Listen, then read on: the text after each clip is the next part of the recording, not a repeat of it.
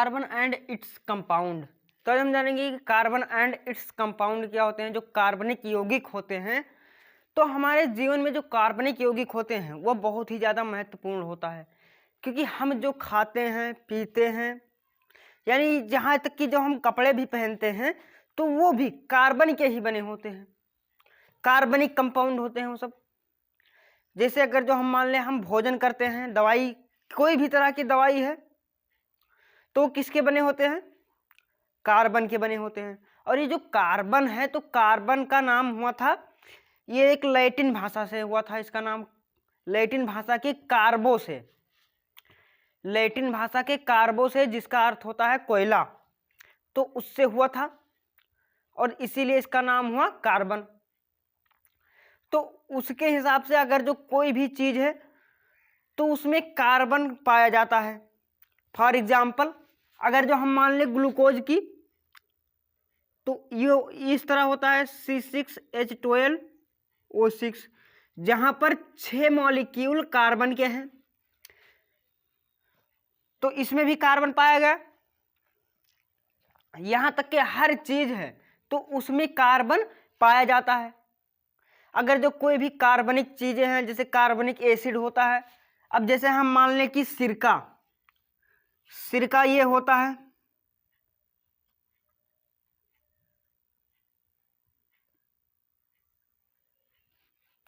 ये ethanoic acid, तो ये क्या है, एक कार्बन ही है ना। तो अगर जो हम मान लें कि जो पृथ्वी पर, यानी जो धरती, यानी इसके क्रस्ट पर, भूपर्पटी पर, तो यहां पर जो कार्बन पाया जाता है वो कार्बोनेट के रूप में पाया जाता है, और जो हमारे वायुमंडल में पाया जाता है तो वो कार्बन डाइऑक्साइड के रूप में पाया जाता है। अगर जो वहां पर पाया जाता है ऊपर कार्बन डाइऑक्साइड के रूप में, तो 0.03%, और नीचे जो पाया जाता है वो 0.02%। तो ये होता है। अब जो कार्बन है, तो कार्बन के बारे में अच्छे से समझ लीजिए। कार्बन के बारे में आपको मैंने कुछ बताया था, तो इसमें सबसे जरूरी है कि आप इसके जान लीजिए कि इसका परमाणु क्रमांक, परमाणु क्रमांक, परमाणु भार, ये पहले आप समझ लीजिए। मॉलिक्यूलर नंबर और मॉलिक्यूलर वेट, जो इसका मॉलिक्यूल है, एक मॉलिक्यूल का कितना वेट होता है और कितना इसका नंबर होता है। तो जो इसका मॉलिक्यूल वेट है, यानी परमाणु क्रमांक, तो वो 6 नंबर पर है, C6, 6 नंबर पर कार्बन है। और इसकी वैलेंसी, वैलेंसी का मतलब संयोजकता, इसकी संयोजकता 4 है।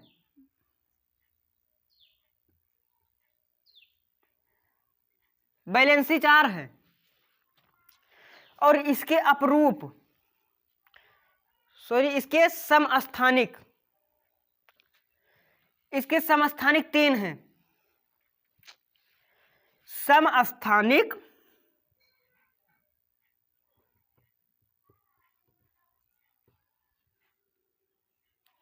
समस्थानिक और समभारिक 2 तरह से होते हैं।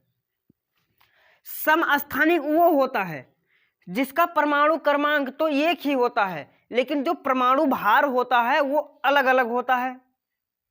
और समभारिक में, समभारिक में जिसका परमाणु भार एक ही हो लेकिन परमाणु क्रमांक अलग अलग होता है। अब यहां पर समस्थानिक में एग्जाम्पल दे सकते हैं इसका, कार्बन का, हाइड्रोजन का। कार्बन के 3 हैं, C12, C13 और C14। और हाइड्रोजन के भी 3 हैं, 1H1, 1H2, 1H3, protium, deuterium और ट्राइटियम। तो इनके ये होते हैं समस्थानिक और समभारिक। लेकिन जो समभारिक है तो उसमें आप आर्गन और कैल्शियम का दे सकते हैं, क्योंकि आर्गन है 18 नंबर पर, परमाणु क्रमांक है 18 और परमाणु भार है 40, और कैल्शियम है परमाणु क्रमांक 20 और परमाणु भार 40। तो ये हो गया। अब यहां पर इसके बात करें, इसकी जो ये टेट्रा वैलेंसी है, इसके इसमें कितने इलेक्ट्रॉन हैं कुल? 1s2 2s2 और 2p2। अब यहां पर जो ये वाला कोष है, ये वाला कोष, तो इसमें 2 इलेक्ट्रॉन हो गए, बाकी बचे 4, और इसको पूरा कितना करना है? इसको चाहिए 4 इलेक्ट्रॉन। तो अब जो कार्बन के साथ हमें जुड़ना चाहेगा तो उसके पास कितने इलेक्ट्रॉन होने चाहिए? कमेंट करो जल्द से जल्द, कमेंट बताओ कितने इलेक्ट्रॉन की जरूरत होती है? 4 इलेक्ट्रॉन की। एक कार्बन के साथ में जुड़ने के लिए कितने इलेक्ट्रॉन की आवश्यकता? 4 इलेक्ट्रॉन। यह समझ लीजिए कि एक साझा का काम करता है। अगर जो हम मान ले कि आपके पास कुछ है या किसी के पास जो 4 बीघा खेतवा है, तो उसको पूरा करना है 8 बीघा, तो कोई और आ गया, कहा कि भैया हमको अपने साथ जोड़ लो, तो उसने कहा कि आप भी हमारे इतना ही खेतवा लेकर आइए, हम आपको अपने साथ में रख लेंगे, 8 बीघा हो जाएगा हमारा तुम्हारा मिला करके। जब कोई पूछेगा तो कुल मिलाकर आप 8 दिखा देना, और जब हमसे कोई पूछेगा तो हम उसको मिलाकर 8 दिखा देंगे, हो जाएगा हमारा। तो उसी तरह जो कार्बनवा है, तो उस कार्बनवा में 4 इलेक्ट्रॉन, तो उस 4 को अपने साथ में किसी को जोड़ने के लिए उसके पास कितने इलेक्ट्रॉन होने चाहिए? 4 इलेक्ट्रॉन। तो उसी 4 इलेक्ट्रॉन के साथ वो साझा करता है, कोवैलेंट बॉन्ड बनाता है। अब यहां पर आपको जानना है आबंध के बारे में। बॉन्ड यानी जो वैलेंसी है, अभी पहले आप वैलेंसी देख लीजिए। आबंध सहसंयोजी बंध में बनाता है। जो कार्बन है, कार्बन की जो ऐसी प्रकृति है कि वो किसी के साथ में भी जुड़ जाता है, और ये जो कार्बन है, कार्बन कार्बन के बीच में जुड़ता चला जाता है, एक लंबी चैन बना लेता है, लॉन्गेस्ट चैन। फॉर एग्जाम्पल अब यहां पर हम दिखा देते हैं कि जो कार्बन है, कार्बन ऐसे जुड़ते जुड़ते जुड़ते बहुत लंबी चैन बना लेता है।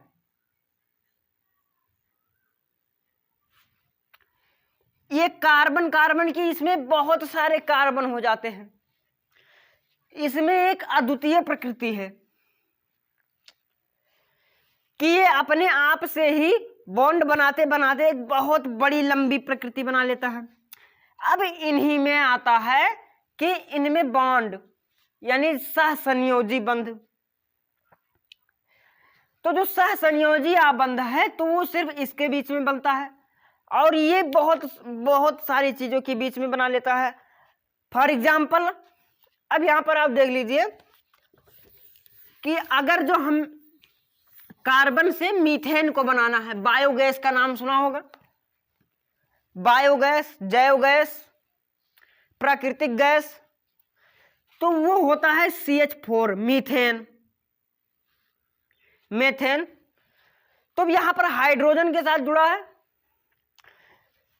तो अब यहां पर कार्बन के पास 4 इलेक्ट्रॉन, हाइड्रोजन के पास एक हाइड्रोजन यहां से आ गया, एक हाइड्रोजन ये, एक हाइड्रोजन ये, हाइड्रोजन के पास एक इलेक्ट्रॉन है, ये इसके साथ मिल गया, ये इसके साथ, ये इसके साथ, और ये इसके साथ। चारों की बैलेंसी हो गई कंप्लीट। अब बाकी बचा कार्बन। अब अगर जो कार्बन को दिखाना है अपने पास पूरा कोष भरा, तो इन सभी को लेकर एक साथ में हो जाएगा, और ये बन गया इनका कार्बन का 8 इलेक्ट्रॉन। तो इसीलिए इनके बीच में क्या होता है कि इलेक्ट्रॉनों का आदान प्रदान नहीं होता है। अगर जो ये आदान प्रदान कर देते तो इनकी इलेक्ट्रोवैलेंसी हो जाती, और इलेक्ट्रोवैलेंसी के बारे में आपको मैंने पढ़ाया है, आपको इलेक्ट्रोवैलेंसी। विद्युत संयोजकता, तो ये हो जाता है इलेक्ट्रोवायलेंट, पर यहां पर नहीं हो रहा है इलेक्ट्रोवायलेंट, यहां पर एक कोवैलेंट बॉन्ड बना रहा है। तो ये है कार्बन की प्रकृति। अब यहां पर हम आपको कार्बनिक जो ऑर्गेनिक कंपाउंड होते हैं, कार्बनिक कंपाउंड, कार्बनिक यौगिक, तो उसके बारे में आप जान लीजिए। अब अगर जो हम बात करिए जो सहसंयोजी बंध है, तो वो सिर्फ non metals and non metals के बीच में लगता है। Non metals and non metals के बीच में कोवैलेंट बॉन्ड लगता है। Covalent bond metals and non metals के बीच में कभी नहीं लगता। फॉर एग्जाम्पल, अब यहां पर ये देख लीजिए, पानी, पानी क्या है, हम जो पानी पीते हैं वो, तो यहां पर इनके बीच में कोवैलेंट बॉन्ड बना है। ऑक्सीजन की कितनी वैलेंस थी, 2, और ये हाइड्रोजन के पास में 2 वैलेंसी। पर यहां पर कुछ बच्चे हैं जो हाइड्रोजन के बारे में नहीं समझ पाते कि वो मेटल है या नॉन मेटल है। तो जो हम इसे समझने के लिए, ये जो है ये उभयधर्मी ऑक्साइड बना लेता है। ये एसिड में भी रह जाता है और क्षार में भी होता है। तो अब अगर जो हम बात कर लें, H2SO4 सल्फ्यूरिक एसिड है, ये एसिड है, और यहां पर ये देख लीजिए NaOH, ये स्ट्रॉन्गेस्ट बेस है, और अब यहां पर देख लीजिए HCl, ये स्ट्रॉन्गेस्ट एसिड है। अब इन दोनों में क्या है, हाइड्रोजन है कि नहीं है, पहले ये बताइए, हाइड्रोजन है कि नहीं है। तो इसलिए इन्हें बच्चे नहीं समझ पाते। तो ये क्या करता है, अब कार्बन है, कार्बन क्यों बनाता है सहसंयोजी बंध, क्यों बनाता है, क्योंकि कार्बन के पास में बाह्यकोश में 4 इलेक्ट्रॉन है, और जो अगर जो वो अपने चारों इलेक्ट्रॉन किसी को देगा, तो उसे अपना जो बाह्य वाला कोश है, तो उसे एक कोश को तोड़ना पड़ेगा, तो उसमें उसकी बहुत सारी एनर्जी खत्म होगी। और अगर जो दूसरे से लेगा, तो अपना एक कोश उसे बढ़ाना पड़ेगा, फिर भी उसकी एनर्जी खर्च होगी। अगर जो अपने बाह्य कोश को तोड़ता है या फिर बढ़ाता है, तो उसकी एनर्जी तो खर्च होगी। और कोई भी जो तत्व है, तो वो अपनी एनर्जी को खर्च करना नहीं चाहता। सबके सब क्या है, कामचोर, आलसी, कुछ करना नहीं चाहते, ये सीधे सीधे आराम से बैठना चाहते हैं। कार्बन हो गए, शुरू में आता है हीलियम। हीलियम, हीलियम क्या है, हीलियम 2 नंबर पर है, परमाणु क्रमांक 2 है और परमाणु भार 4। तो अब ये क्या है, ये तो अस्थाई है, क्योंकि इसका पहला कोश फुल है, तो अब ना इसके पास इलेक्ट्रॉन है, ना इसको जरूरत है बनाने की। तो अब ये क्या करेगा, अब ये कुछ नहीं करेगा, ये आराम से बैठा है, इसे ना किसी के साथ जुड़ने की जरूरत है, ना किसी के साथ लड़ने की जरूरत है, तो ये आराम से बैठा है अपना। तो जितने भी तत्व होते हैं, तो वो एक जो उनके निकटतम निष्क्रिय गैस होती है, यानी नोबल गैस होती है, आदर्श गैस होती है, तो वो उसकी तरह बनना चाहते हैं, उसकी तरह बनना चाहते हैं, क्योंकि उन्हें भी ना किसी के साथ जुड़ना चाहते हैं, और इसीलिए इनके इलेक्ट्रॉनों का आदान प्रदान होता है। ये बात समझ में आ गई कि नहीं आ गई, क्योंकि जो जितनी भी केमिस्ट्री है, तो वो इसी पर आधारित है, लेन देन पर, कि कौन कितना इलेक्ट्रॉन दे रहा है और कौन कितना इलेक्ट्रॉन ले रहा है, सिर्फ इसी पर पूरी की पूरी केमिस्ट्री आधारित है। और अगर जो आप ये समझ गए, तो आपके लिए केमिस्ट्री कुछ नहीं रहेगी, केमिस्ट्री से आपको प्यार हो जाएगा, केमिस्ट्री आपकी जिंदगी बन जाएगी, केमिस्ट्री में आप बस जाओगे, केमिस्ट्री से लव हो जाएगा। तो केमिस्ट्री कुल इसी पर आधारित है, तो इसलिए आप इसे अच्छे से समझ लीजिए। अब बात करते हैं कि इनके कुछ अपरूप भी होते हैं कार्बन के। एलोट्रॉपी,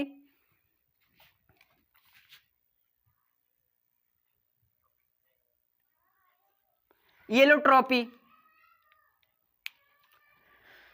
तो अब यहां पर जो अपरूप होते हैं, अपरूप बताने से पहले मेरा क्वेश्चन है, उसका आप लोगों को कमेंट में जवाब देना है। जल्द से जल्द कमेंट कीजिए।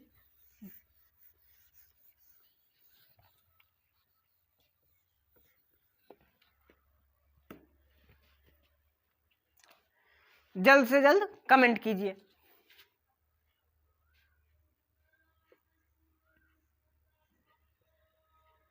निम्न में से क्षार धातु है,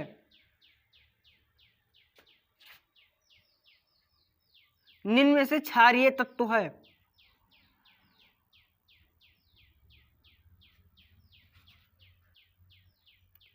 option A magnesium, option B sulphur, option C chlorine, या फिर ऑप्शन डी। ऑप्शन डी इसमें आर्गन। निम्न में से क्षार तत्व है, तो अब आपको इसमें से बताना है option A magnesium, option B sulphur, option C chlorine और ऑप्शन डी आर्गन। इनमें से कौन सा क्षारीय तत्व है? जल्द से जल्द आप लोग इसका जवाब कमेंट कीजिए।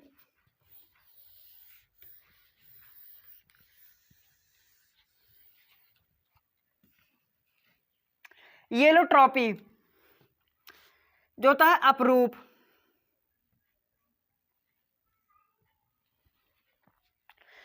तो ये जो अपरूप होते हैं, तो अगर जो किसी भी चीज के कोई भी धातु है या कुछ भी है, वस्तु है, तो उसकी जो केमिकल प्रॉपर्टी यानी रासायनिक गुण तो समान हो, लेकिन भौतिक गुण यानी फिजिकल प्रॉपर्टी वो बहुत ही ज्यादा भिन्न हो, बहुत ही ज्यादा भिन्न हो, तो वो कहलाते हैं अपरूप। और ये प्रकृति कहलाती है अपरूपता।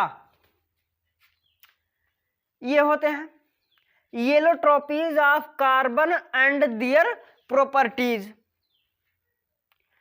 कार्बन एवं उसके अपरूप, तो ये हो गए अपरूप कार्बन के। अब कार्बन के अपरूप होते हैं 3। कार्बन के अपरूप होते हैं 3, हीरा, ग्रेफाइट और बकमिंस्टर।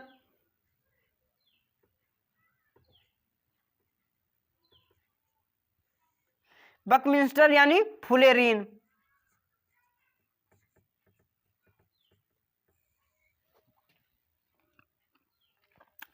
ये होते हैं 3 अपरूप। और जो इनके स्ट्रक्चरल फार्मूलाज भी होते हैं, तो वो अलग अलग होते हैं। ये बने तो फिलहाल होते हैं कार्बन के ही, पर इनके जो फिजिकल प्रॉपर्टीज है वो बहुत ही ज्यादा अलग होती है। लेकिन जो केमिकल प्रॉपर्टी है, तो वो केमिकल प्रॉपर्टी सेम होती है। रासायनिक दृष्टि से तो ये सिर्फ एक ही तरह के होते हैं, पर फिजिकल दृष्टि से ये अलग अलग होते हैं। जिन बच्चों को समझ में ना आया हो वो कमेंट कर दें, और जो नए हो चैनल को सब्सक्राइब कर दें। अब यहां पर जो हीरा है, हीरे के जो कार्बन है तो कुछ इस तरह से होते हैं। ये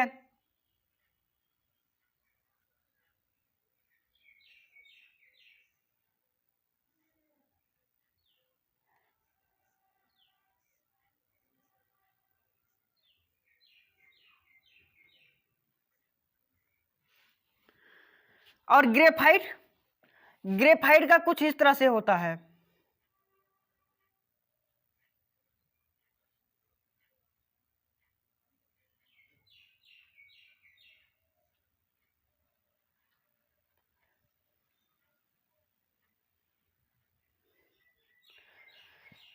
अब यहां पर जो फुलेरीन है, फुलेरीन जो होता है तो वो एक फुटबॉल के आकार में होता है। जो फुटबॉल होता है उसके आकार में होता है। और ये यहां पर जितने भी घुमाव हैं, यहां पर एक एक कार्बन लगा होता है हर जगह। ये सब कार्बन ही लगे हैं। यहां पर एक, यहां पर एक, यहां पर, यहां पर, इस तरह हर एक कार्बन ही है।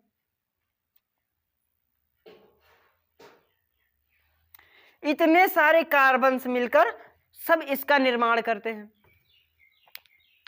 अब यहां पर जो इनकी प्रॉपर्टीज है, जो हीरा की अगर जो हम मान ले फिजिकल प्रॉपर्टी, तो वो चमकदार होता है, बहुत ज्यादा चमकदार। अब यहां पर ग्रेफाइट, ग्रेफाइट तो होता है चमकदार, पर वो ब्लैक होता है, ब्लैक होता है। और फुलेरीन, फुलेरीन तो उससे भी ज्यादा अलग होता है, थोड़ा चमकीला टाइप का। लेकिन अब इनकी तो जो केमिकल प्रॉपर्टीज हैं तो वो तो सेम है ना, वो तो नहीं बदली।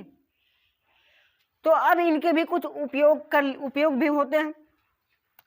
पहला उपयोग हीरे के देख लीजिए। हीरा का जो उपयोग होता है तो सबसे ज्यादा इनका उपयोग होता है ड्रिलिंग में, खुदाई में। क्योंकि जो हीरा है तो अब तक के ज्ञात जितने भी मजबूत धातु हैं तो उनमें से ये सबसे ज्यादा मजबूत है। ड्रिलिंग के काम में आता है ये, इसलिए इसे ड्रिलिंग के काम में लिया जाता है, मजबूत होने के कारण में। इसे बड़ी बड़ी चट्टानों की कटाई में, शीशे की कटाई में और आभूषण के रूप में भी प्रयोग किया जाता है। और जो ये ग्रेफाइट होता है, ग्रेफाइट तो होता ही है ब्लैक, लेकिन एक पत्थर के रूप में होता है, तो इसका प्रयोग भी किया जाता है। सबसे पहले आप देख लीजिए, इसके अंदर जो इलेक्ट्रिक प्रवाहित होती है, हाई है धातु लेकिन इसके अंदर होती है इलेक्ट्रिक प्रवाहित, तो ये क्या है, एक एक्सेप्शन, अपवाद। तो एक है ये अपवाद। और इसके अंदर इसके उपयोग जो पेंसिल होते हैं, तो पेंसिल में क्या लगा होता है, ग्रेफाइट ही, उसमें भी किया जाता है इसका उपयोग। तो हम आपको अब आगे पढ़ाएंगे जो तत्व हैं उनमें जो हम अभी मैंने क्या बताया था, लॉन्गेस्ट चेन। तो अब हम बात करेंगे जो चेन है तो उनमें बंध किस तरह लगते हैं इनके चेन में। ये जो कार्बन है, ये कार्बन, तो कार्बन एक दूसरे से जुड़े होते हैं। अब वो एक बंध से जुड़े होते हैं या कितने बंध से जुड़े होते हैं, तो अब हम ये बात करेंगे। तो जय हिंद।